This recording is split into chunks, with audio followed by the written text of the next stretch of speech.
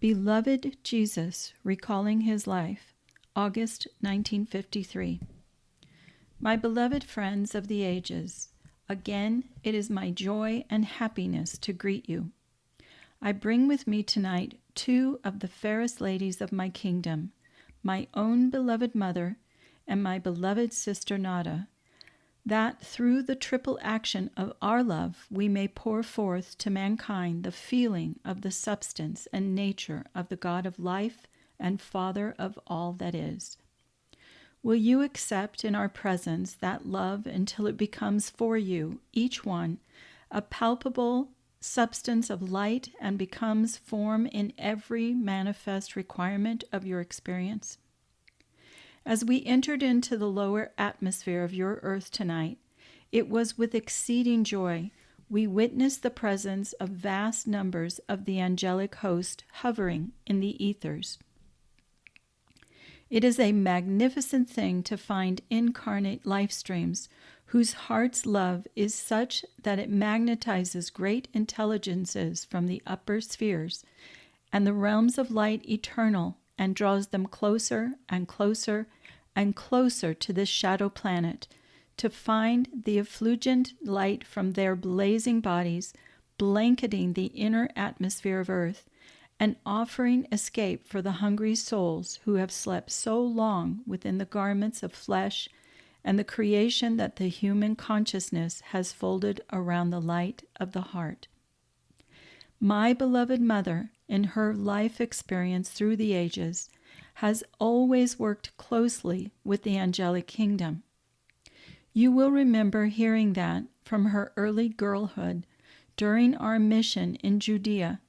It was a simple matter for her to see and speak with the angels, Gabriel, Raphael, and Michael being constant visitors in our home, guardians of us through all those dark and desolate days when we were endeavoring, according to our understanding, to fulfill a certain destiny.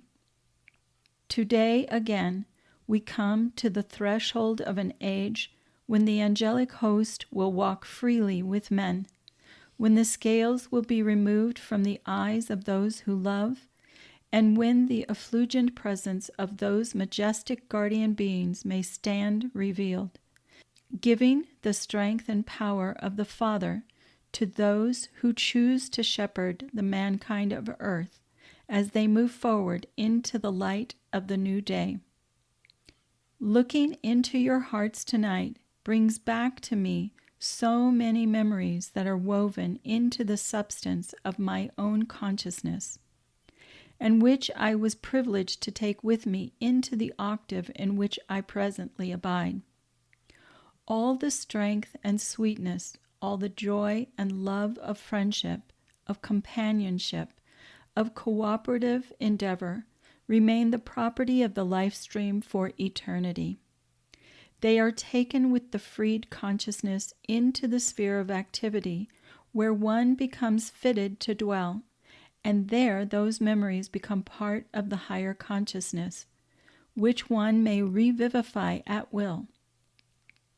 Then when the life stream meets again the friends with whom he was formerly associated, these memories are revivified in his consciousness, and the joy and happiness of those experiences are lived again anew. As you begin the great service to light in helping to lay the foundation for the new era, which will extend down through the next 2,000-year period, you remind me so much of ourselves when, some 2,000 years ago, we were humbly endeavoring to set into motion a new pulsation, a new era, a religion, which was destined to become one of the most predominant spiritual stimuli for the children of men yet to be born. Looking upon one another, seeing our few numbers, and seeing the limitations of the consciousnesses, it was a trial of faith for us to even conceive of the possibility that, for such a small beginning, anything worthy of the name of a world order might grow. Tonight I look upon your hearts, each one, and I see both the sincerity and the light that is there. I see also the question within the soul as to the capabilities of the life stream to both fulfill its mission and serve the cause of good. And I say to you, be of good faith, for it shall be accomplished. I know, for I have walked every step of that way myself. How well I remember those early days in Egypt. I could not have been more than 3 or 4. I remember the heat of the sun on the sand and the cold floors of the temple by contrast with its great vaulted ceilings. I remember the chants of the Egyptian choirs, and I remember those lessons which reminded me again of my spiritual source. The dear, homely things of life become part of one's heritage for eternity. I remember my mother's long white fingers weaving the colored embroidery into the tunics which I wore, the shadow of my father's form as he stood in the doorway, and the comfort and the strength of his presence. I remember the long, toilsome journey back into Judea. I remember standing by the bedside of my father, with my arm around my mother, when that dear one who had guided and loved us through the years was being released from the bonds of flesh, and we knew the sorrow of parting. Then I remember, soon after that, bidding my mother goodbye and leaving her, so sweet, so young, so innocent, to follow the beat of my heart into India, with only a silent prayer to God to protect her during my years of absence. I remember, too, the joy of my return as I hurried up the narrow path to the house and held her close in my arms. I remember the dew on the grass of an evening, and how, after the heat of the day, we would remove the sandals from our feet before we ate of the unleavened bread and drank the cold, fresh water from the well. I remember the melody of my mother's voice as she related to the disciples gathered around the story of my nativity, which later became the basis for your Gospels. Much I learned of the art of storytelling from my mother, and much I learned of the elemental kingdom, for that blessed one was an initiate who had already mastered the power of entering consciously into communication with members of the elemental kingdom. She introduced me in childhood to the great healing spirit of the Nile, and this knowledge served me well when it was required of me that I still the turbulent spirit of the waters that frightened the disciples one day when we were together in a boat on the Sea of Galilee. All of these things, beloved hearts, you shared with me: the beauty of the great moon rising over the land, the brilliant morning sun, the heart cry of the people in their eagerness for relief from their distresses. These are the memories that draw us close in association, which nothing can separate. These are the sweet memories that bring to you my hand in friendship, my heart in love, and the power of my causal body I offer freely to you, to do through you whatever you require in my name. Beloved friends, you now face the initiation in which you shall consciously join your outer mind with your own Christ self, under the direction of Lord Maitreya, as I did. As you come to the culmination of that spiritual experience, I offer personally to stand your sponsor, giving to you the strength of my light and the courage of my own life experience to use as you will. In the ethers above certain localities on the earth's surface are placed exquisite temples of the angelic host, the outpouring of which is a tremendous and powerful action of the sacred fire. I have seen these temples lowered from sphere to sphere, dear hearts, and it is a magnificent experience to witness the mechanical precision by which perfection is externalized in the higher octaves. Before my final embodiment, it was thought wise by the Lords of Love that I abide for a time in the aura of our Father in the heart of the Son, where I might acquire balance and attunement in my bodies, and become blanketed with the consciousness of His all-power, thus making it possible for me, after taking embodiment, to manifest, as nearly as possible, His nature. While I was there, I visited the Temple of the Sun in and around that first great sphere of blazing light.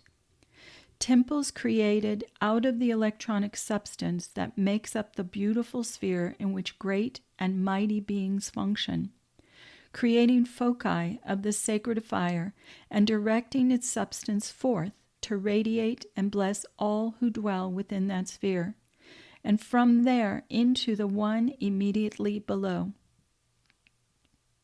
In this lower sphere, certain sensitive life streams picked up the vision of the completed temples.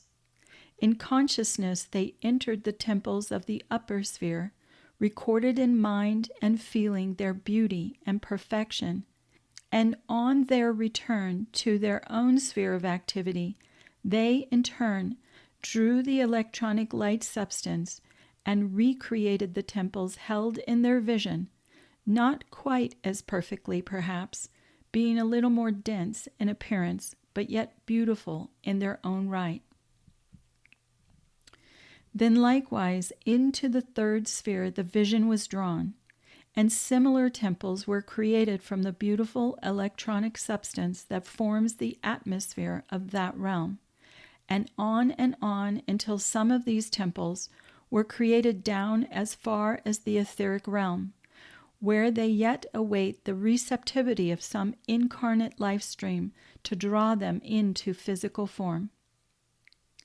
You enjoyed the glory of the temple life on Lemuria, on Atlantis, and early Egypt, as well as the glory that was once in Shambhala and China and India. But many of these temples from around the sun have never been brought below the etheric realm. Our ruby temple is such a one. The Christian dispensation has come and almost gone, and although great beauty has been expressed in the great cathedrals of earth, some of your beautiful land of America, I am hoping, before the final pulsation of our dispensation closes, that some life stream will externalize that ruby temple, and that it will stand an expression of Saint Germain's golden age as a permanent monument of our love for him. How can I tell you of my mother's and my love for him, for the kindness that we knew in his presence, for the warmth of his strength? O beloved ones, through all eternity, we shall serve his light for the years of protection that we knew through his sacrifice, and for his kindness to us during our ministry in Judea, in his embodiment as Saint Joseph.